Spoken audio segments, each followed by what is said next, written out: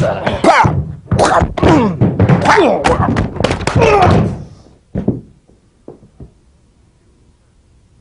going to start with stances first. Stances are the foundation of the art and the foundation of everything that you build on, whether it be the martial arts or any other endeavor. And as I start with the stances, I think you're going to see why they are so important, because they're not just used as just the word stances. And we're going to find out that nothing in the art of Kenpo is considered to be used on a one-dimension or just a two-dimensional level, but rather on a three-dimensional level. And stances in particular, although we're going to start to use them to hold us in place, hold us up, you're going to find that stances are far more encompassing than just holding you up. You'll find that they are also used, the stance is used as a weapon itself, as a way of maneuvering, and so forth. But we're going to start from the very beginning first. I want you to understand something about learning basics, and particularly stances. And I like to draw an analogy between a teacher, an English teacher. When we were young, we were taught to write.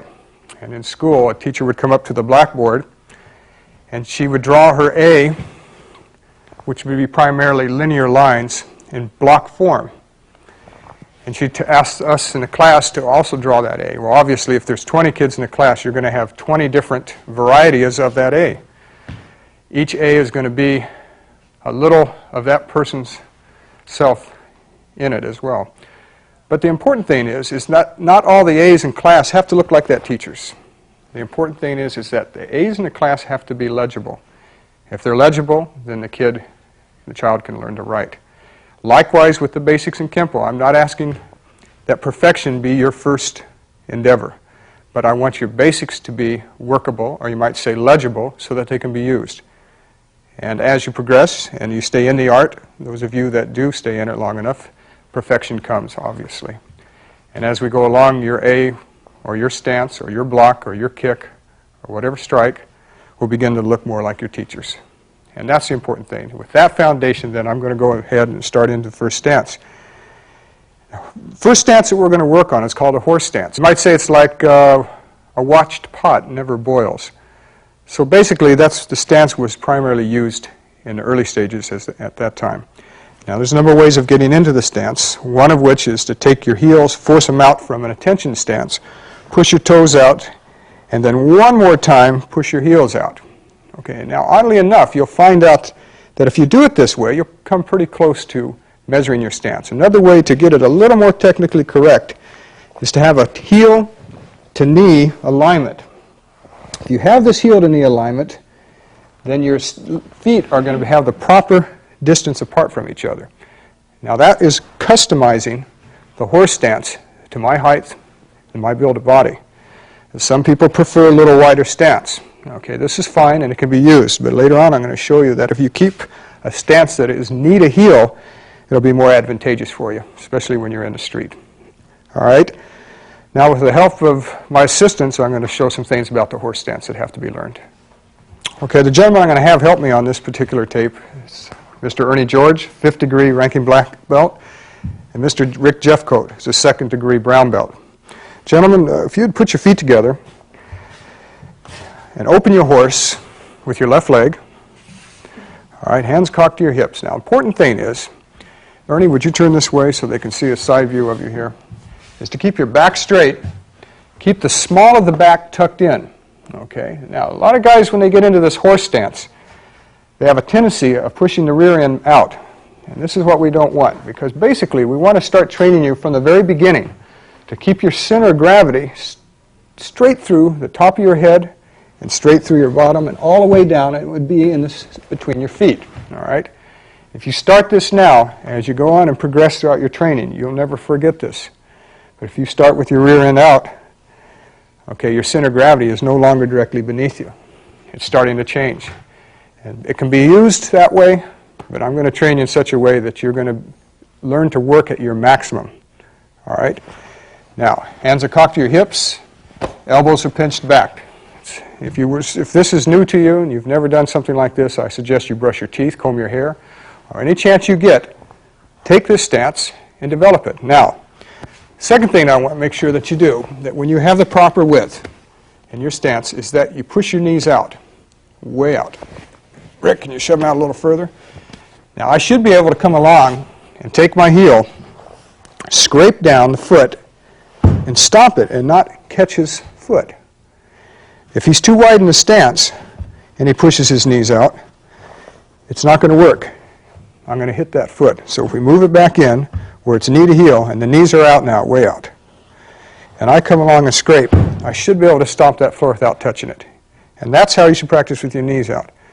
Now later on, you're going to find out that the knees, after you get used to holding them out for prolonged periods of time, you're also building the muscles around your ankle and down your feet. So you're going to start building strength gradually. All right? You don't need to lift weights or do any other thing to complement this. It's its own exercise. You are your own weight machine, you might say. And I'm going to show you how that's used later on as well. Now the thing is, as you develop it and you get strength, as you go along, the knees now will start to go in. And eventually, this is where we want to reach. But I like to start your students into this position first, to start working on the legs to get them used to pushing it out. Small, the back is tucked in, back is straight, chin is up and erect. Okay. Posture, if you start posture early, it's going to work for you all the way around. You got to remember, the best fighters in the world all have one thing in common, and they have good form. 9 times out of 10, they have excellent form, whether it be the martial arts, American boxing, or whatever. This is important. So we're going to start from the horse stance. Ernie, would you face them in your horse? Okay, so now we know that we can go 1, 2, 3, and pretty much be there. Or we can just step out and go knee to heel, and we'll be there, right? Now later on, you won't obviously use these, but it'll become natural. You'll be consistent in that stance. There'll be katas that we're going to learn. They're going to teach you how to maneuver in this stance, again, to keep it consistent with you. All right, now, as we learn our basics from this stance, we're going to learn how to punch, how to block, how to kick from this position. It's not the easiest position to kick from. But if you can learn to kick from this position, then you can kick from the more favorable positions. All right, gentlemen, if you put your feet together. The next stance I'm going to start you with is called the neutral bow. Now, the neutral bow is unique to the Kenpo system. And this stance in itself is the foundation of all of our foot maneuvers. All of the stances stem from this position. Oddly enough, most of them stem from the horse, you would think, but the neutral bow is going to be the workhorse of the Kenpo system. Now, a neutral bow is exactly what the stance name implies. Feet are the same distance apart as a horse stance. And you can check that out by putting your knee down right across from your heel. Now, we're not going to talk about width of the stance anymore at this point. We're going to talk about depth of stance. And when I say the word depth, I'm going to refer to the distance from my front foot, leading foot, back to my rear foot. That's called depth. I can shorten the depth, or I can elongate it. All right? So when we hear that, that's what we're talking about. Now, neutral stance refers to that the weight distribution is 50-50. And you notice that I'm not heavy on the front leg, I'm not heavy on the back. If I'm heavy in either direction, I'm not neutral, and I'm committed to that direction. I want to remain neutral. So whatever happens, whether it be in a tournament, whether it be in the street, wherever, I can move from that position. I can make the choices to fit. And it's always good to ride the middle of the line because you can go to the extreme at any time. All right, now, you'll find out that if you start with your feet together, if you take your left leg and step back, and you should be able to find that distance now from knee to heel, and you pivot, your feet only pivot 45 degrees. And you'll notice that there's an imaginary line. We can see the line on the floor as well, from my toe to my rear heel. Now that gives me what we call the width of my stance. All right, we found, remember, that the depth was how far apart my feet were. But the width determines how much exposure I'm going to give my opponent. Okay, if I stepped back and I had a toe-to-toe relationship, it would cut down my exposure, but it would also cut down the use of my rear hand and my back leg. All right, if I stepped not far enough back, I'd have a lot of exposure all the way around. I'd have good use of both my hands and both my legs, but I'd be too exposed. So I got to kind of find a middle of the road, and that middle of the road just happens to be the toe-to-heel alignment. It's neutral. It gives me enough exposure where I can use both my hands and legs, but I'm not overexposed to where I'm too much of a target to my opponent.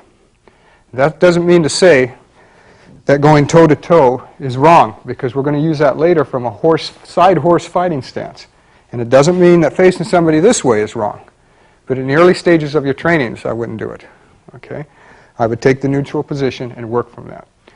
Like I said, like the horse stance, certain things become habit after a while. And this particular stance should be habit. You should be able to step back to it and immediately have that knee-to-heel relationship. Okay? All right, now, we found out what determines the depth of my stance, and that is knee to heel. What determines the width is toe to heel. What determines the height of the stance is bending my knees. And when you bend your knees, and they finally reach a point to where they just naturally won't bend any further, that's how high you should be standing. All right, now, in the Kenpo system, natural movement plays an extremely important part in our training. And we never want to have you do a motion that is unnatural to the way that you're built or the way that you think in your daily life. Now, if you take, for instance, a neutral bow, if I handed somebody a saw and put it in their hand and I said, would you saw me that piece of board in front of you? Well, obviously, the guy would step up to it, put the saw over the board, hold it with his hand, and he'd begin to saw. But not realizing in himself that he was in a neutral stance. It's natural. He sure wouldn't step over to a side horse and saw it this way. He wouldn't lean back and saw it this way. Nor would he lean forward, and he may do it this way. But most people will take it and take a natural neutral position. And if you understand that early about natural motion, then you begin to realize how this art is built. Okay? We're going to go more into this as we go along into the techniques. So basically, your neutral stance then is going to be your first fighting stance. The first stance you're going to learn to shuffle in, to use foot maneuvers in, and so forth. With the help of Ernie George, I'm going to show you some other things about the neutral stance that protect you as well. Now, as we found out already, there's a number of ways of standing, and many people can almost make anything work. But for the purpose of your learning, the purpose of your training, we want you to work with something that will give you the safest way. All right? Now, you take the neutral stance that Mr. George is in. It's called a right neutral bow, mainly because the right leg is facing me, which at this time I'm his opponent. Now, if Ernie was to take a stance which opened the front foot, and many systems teach this, and this is fine. But depending upon where this is used, if I was in a school where you were not allowed to kick to the groin area because it was considered a dishonor or just not a target that we were using that particular class, then there would be no need to really protect that area. All right, but now on the street, and if we're fighting somebody on the street, and I'll explain something about kicking, very few people on the street, unless they're martial art trained, will actually cock their knee and kick. All right, on the street, most people kick from the ground up. Okay? They like to do it with hard shoes. And if that's the case, and if a gentleman's standing like that on the street, and I kick from the ground up, my foot now becomes a guide, or his leg becomes a guide for my foot. Now, if he takes a neutral position, with the knees bent, and the foot turned in, a little bent, there you go. That same kick coming from the ground up is going to be retarded at that point. Now, that's not to say we can't go around, but Ernie would follow me at that point and keep that in position rather than keep yourself open. Open it. Okay. All right. Now, whether it be from the front or whether it be from the rear, I can still use this as a guide. Like I said again, if he keeps that knee bent and I come up, that's going to retard it. It's important, in fact, to learn now and remember it. Okay? Thank you, Ernie. Good. Now, if we take this a step further, you see Ernie George is in a left neutral bow. He's got the proper depth, has proper width, good width in there, and the proper height. But if he decides, if he's inexperienced and he decides to close that stance up and he's too shallow, and he got caught in a shallow stance, and his opponent managed to cross in, then it becomes a sweep. It's imminent at that point. Also, if we take the other extreme, if Ernie starts his stance in neutral, but he gets too wide, it looks like he has a strong foundation, and to the untrained eye, you'd say, yeah, that guy looks solid, he looks strong. But in reality, When you widen that base too much, I can't sweep in the same way, but from this point, I can sweep in from that position. Okay? Widen it again. If you notice, not only from this side can you make the sweep, but from this side as well. Too wide of stance, you're going to lose your ability to keep your balance. Thank you. Good. The next stance that I want to go over is called the forward bow. Now, a forward bow begins generally from a neutral position, especially in the early stages of your training. And it's no more than if you see me from the side view in a neutral bow, weight distribution is 50-50. I have the proper width and depth. My shoulders follow the same angle as my feet. All right, that's another way of testing to see if you're in your proper stance. But a forward bow, then, is a pivot on the back foot. But it doesn't stop there. It's a pivot with a lean on the front leg. All right, because you're bowing out of this neutral stance and forward. Now, the neutral stance is 50-50, but a forward bow is a 60-40 situation. Now, what happens as I shift my weight forward, my rear leg pivots almost to a 90, but not quite. I don't want it to pivot that far. It pivots just about 80%. Now, the rear leg is 90% locked out. It's not totally locked out. There's a light bend in it. All right? And the weight shifts forward as you do this. Shoulders are square, chin is erect, and this is the position that you want to take when you're in it. If you take it from a front view, you can see how my front leg doesn't bow out. The front leg stays on that 45-degree angle. It doesn't pivot with the back foot. And one of the common mistakes in this stance is you see people doing this. You pivot that front foot. Don't let that happen to you. Leave it alone. Shift your weight into it by bending your front knee and pivot that back leg. Keep your shoulders erect. Very proud position that you're in when you take it. Okay, now with the help of Ernie George again, we're going to find some things about this stance I think you'll find it very interesting. Ernie? Okay, good. Did you face me in a neutral bow? Now from a neutral position, we're going to take a basic, for instance, like a punch. If he punches from this position and he pivots at the hip, but not at the back foot, the extent of his reach basically is this far. But now if he pivots the back foot, shifts his weight forward, we've gone almost another 6 or 8 inches. That's important. All right, now, so what it does is this stance, coupled with a basic strike, for instance, will give you more reach. And with more reach, as he drops his weight, that's called marriage of gravity. That's the synchronizing of his weight dropping, his body weight dropping with his strike. He becomes rooted into the ground at that point. He becomes locked, him and the mat become one together at that point. If he just pivots the back foot but doesn't shift his front foot, don't weight shift, we're only going to get the power, turn your back foot, but don't shift.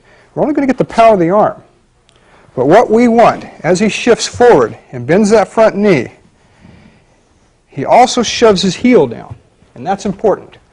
If you shove that heel down, at the point of impact, everything is braced from this line all the way down to the heel. So in essence, when I do get hit, drop your heel. I'm getting hit with all of Ernie. Now that's called entire focus. All right, not just the focus of the fist. I know many of you heard that we're just going to focus the weapon. We want entire body focus. All right, and this particular stance allows that to happen. Now we're going to get in later on in the other tapes, we're going to talk about body focus. And we'll use different analogies to show how it works. But right now I'm most interested in this stance and how it can help you out. Now, not only from this position, Ernie, if you would face him in a horse for me, we found that it can, coupled with a strike, and give it more reach, more power, and so forth. But if I'm in a neutral stance, and Ernie grabs me, let's say I'm just standing here, my arms folded, and I'm grabbed from behind. Irregardless of the many things that we could do, the options that are open to us. But if I'm in a neutral bow to begin with, or modified neutral, I can always drop back to what we call a forward bow. Now it's not just assisting a strike, but in itself it's becoming a weapon, not just a stance. But now it's carrying a new dimension to it. Not only is it holding me up, but it's becoming a weapon itself. That's extremely important. We learn that now in this tape because we're going to carry that with us all the way through, that thought. Remember that. Thank you, Ernie. Come on up. The next stance is called the reverse bow. Now, oddly enough, it's no more than a forward bow, but looking in the opposite direction. Okay.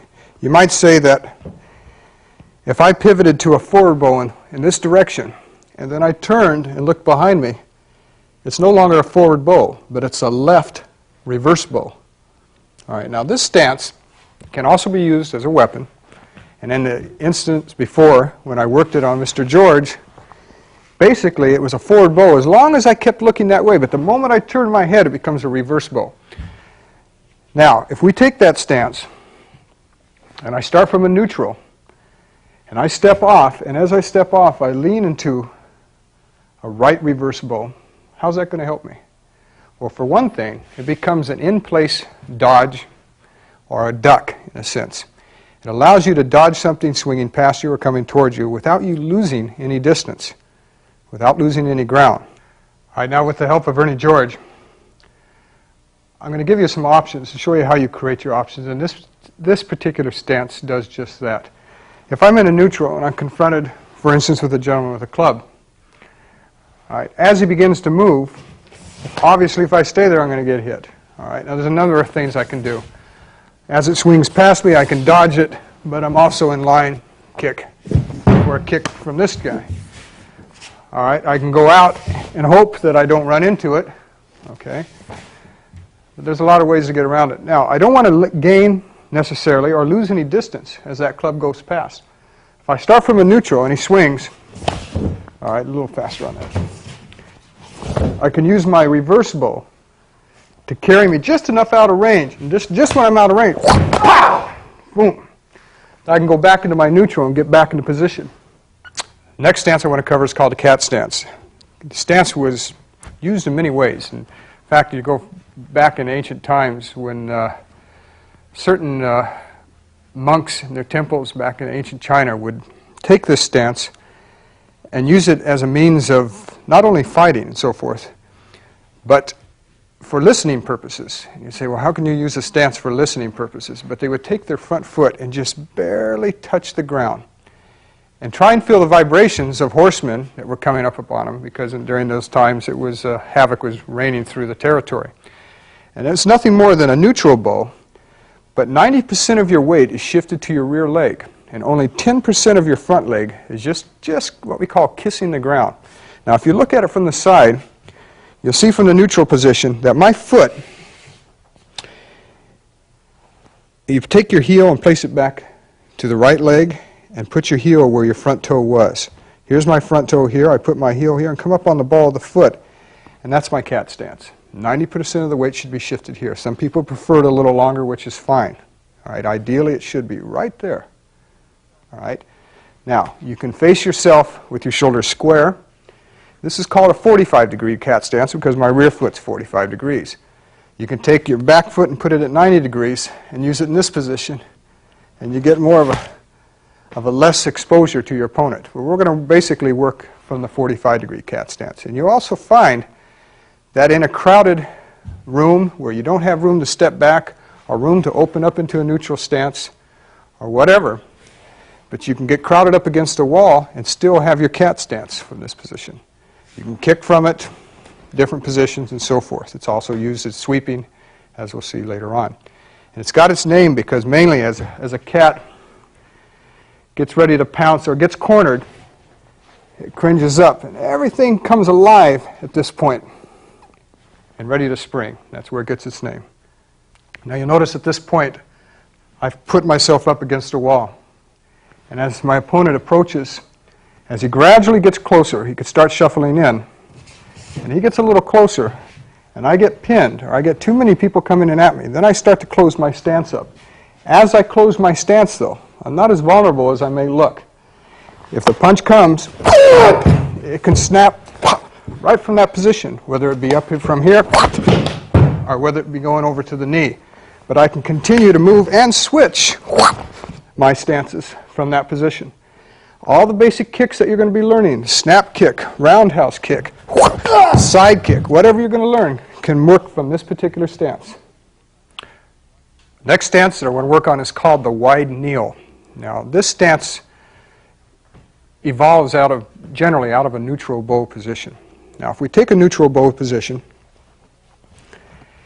and we come up on the ball of the back foot, all right, from that position, if I kneel, now I don't mean squat because there's a difference. This is called a kneel. If I kneel on that forward leg, and as I drop my height, you'll find out that this kneel broadens my base and gives me a stronger foundation, particularly if I'm underneath a punch or some type of strike or even a kick, and I want to get underneath my opponent. I want to avoid bending over because I don't want to bring these upper zones of my body into attack. So I drop underneath, but there's got to be a way of dropping underneath without you losing that center of gravity, which we learned all the way back in the horse stance, right? So what we do is we kneel into positions.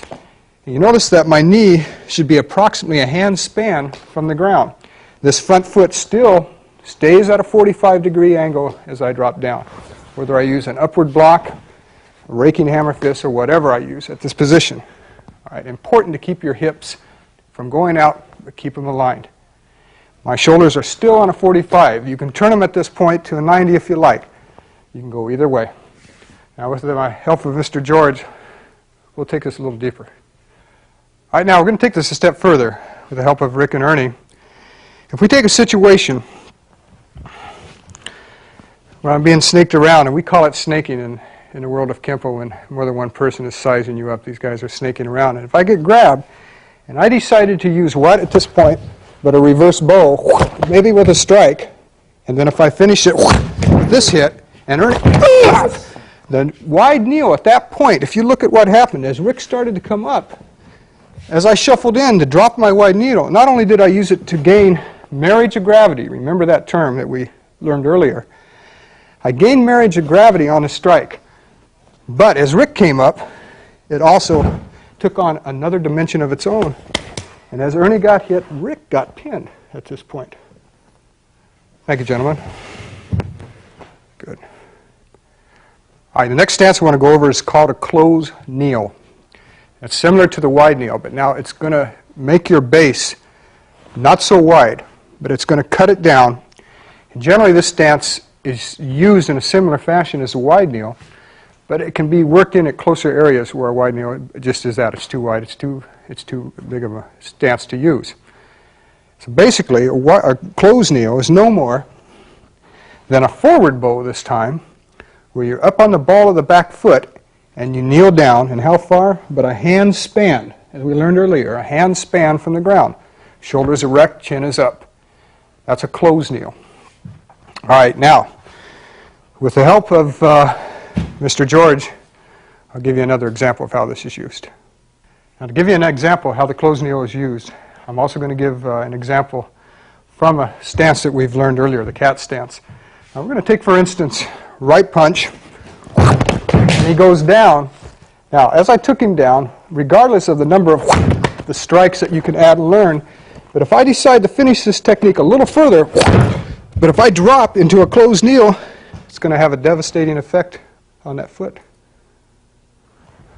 Thank you. All right, let's take this a step further and show you how the closed kneel can be used advantageously fighting more than one person again. To give you another example of how this stance carries another dimension. Like the wide kneel, if I decide to drop under a strike, I can do it with a closed kneel and protecting my groin area. Now, as a wide kneel from this position is all right, but if he decides to move a knee into me, I'm in a little bit of trouble.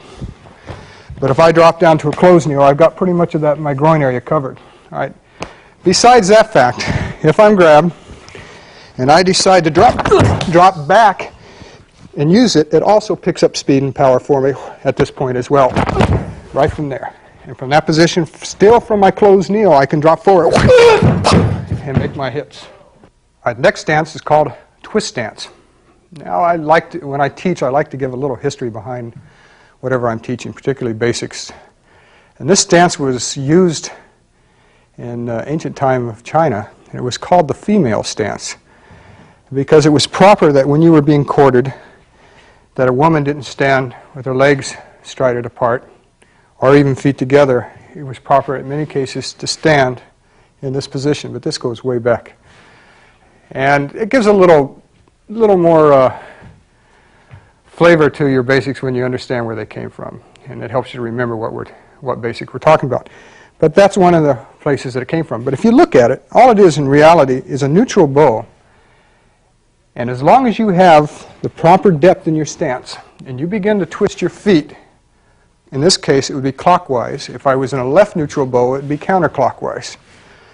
But you'd say, well, how in the world would you want to isolate your motion and lock yourself into a stance like this? Well, to begin with, this stance is used in Kenpo throughout, but it's furthermore adapted. As you get better, get more experience into you, this stance is very useful. Not in the early stages, but I'm going to go over it because we're going to need it later on. I'm going to give you an example of how this stance is used. But before I get into that, again, I want you to watch. If it's a right neutral stance, meaning my right leg is facing my opponent, if I pivot both feet, I begin to literally screw myself into the ground. And I become rooted into the ground as I do it. I begin to solidify my base. Chin is up, good posture. You notice my shoulders are on a 45-degree angle, again following my foot. I can always pivot out into either stance, cat stance, reverse bow, and then back into a twist stance. And this time it went counterclockwise because I was in a left neutral bow. All right, with the help of my assistants, I'll show you what we can use this for. All right, let's take this twist stance a step further and show how centrifugal force can be used and borrowed in a situation where we're working with more than one person. Okay, grab it, gentlemen. Again, if I'm grabbed, for the sake of technique, we'll just use grab. It's the easiest thing to work with right now when we're teaching. But if I get them to drop their hands, and I go to a twist stance, now from this point, I think your imagination can tell you what I'm going to do. I can begin my twist stance, and as I begin to twist my body, the centrifugal force from the center of my body has a tendency to launch my arms away from me. And as they launch away from me, I don't stop basically at one person, but as I begin my roll and hit, but I begin to, and I can come back in on the other side as well. All right, now the next two stances, I say two because I'm going to teach them both simultaneously.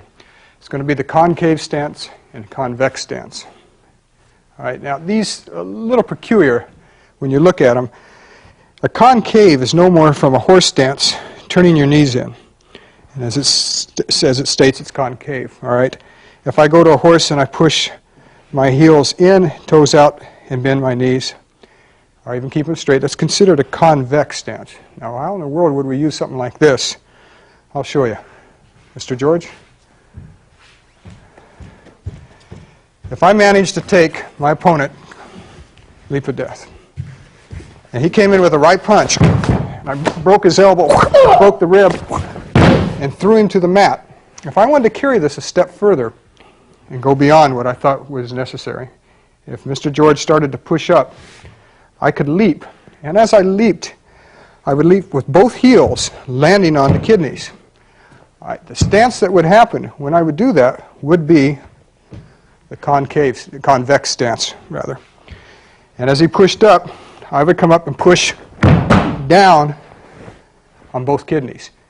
If I took it a step further and I grabbed the face and pulled up and I turned to a concave, the knees become a fulcrum in which to break snap the neck from. All right.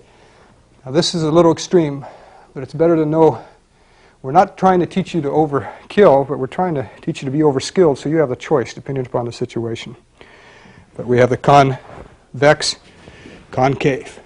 And oddly enough, when a guy's in this position, if he tries to hit me with the other hand, he's going to fall on his face. He knows this. So instinctively, he's going to hold himself up for you. So if you had to take it a step further, it's open. All right, next stance I want to go over is called the one-legged stance. And I know some may say, well, that's fine. I mean, am I actually going to practice a one-legged stance? Yes, you are, because there's going to be times when you're not going to be on both feet. And the art takes you to that time. And as you practice, whether you're kicking or whether you're leaping from one side to the other, you've got to be able to stand on one leg. Now, to make it simple, as you shift your weight to your supporting leg, and it happens to be my left leg at this point, I keep it bent so I keep my center of gravity low. All right, I don't want to straighten this leg up because it raises my center of gravity. Also, if I get buckled, at that point the knee's going to break and so forth. But if I want to stay low and solidified, I keep that supporting leg bent. Now, you should be able to practice it using different kicks, different hand maneuvers, and so forth. All right, without losing your balance. And start this early, but don't raise it up like that. Okay? Now, with the help of my assistant, I'll give you an example of how this can be used.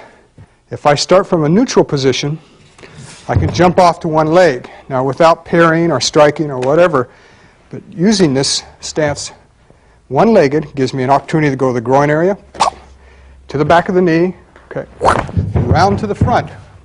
But the important thing is, at an early stage, I learned, and I want you to learn this, is to be able to stand on one leg, to use it at your discretion. Okay?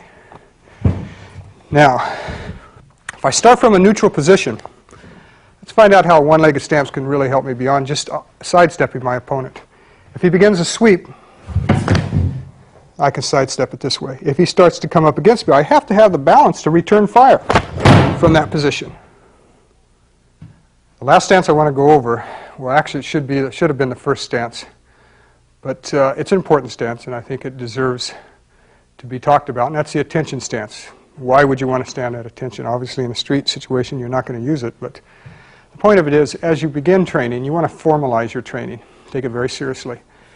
Begin your movements from an attention stance in the beginning, then you have a point of reference to work from. And attention stance is no more than putting your heels together and putting your toes together as well. Shoulders are back, head is erect, small the back is tucked in so your center of gravity is directly beneath you. Your thumbs are on the center of your thighs, and that's the attention stance. It's relaxed, it's not rigid, because in Kenpo, we only become rigid when we meet our target with the weapon. And after we meet that target, we back off to a relaxed position.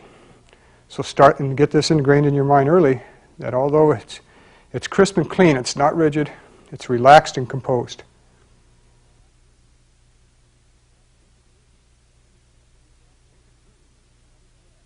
In conclusion, when you practice your foot maneuvers, understand that they are more than just getting you to and from your opponent. But without a thorough knowledge and the ability of using it and applying your foot maneuvers, your hand weapons, your kicks, all your different strikes have little value. So practice.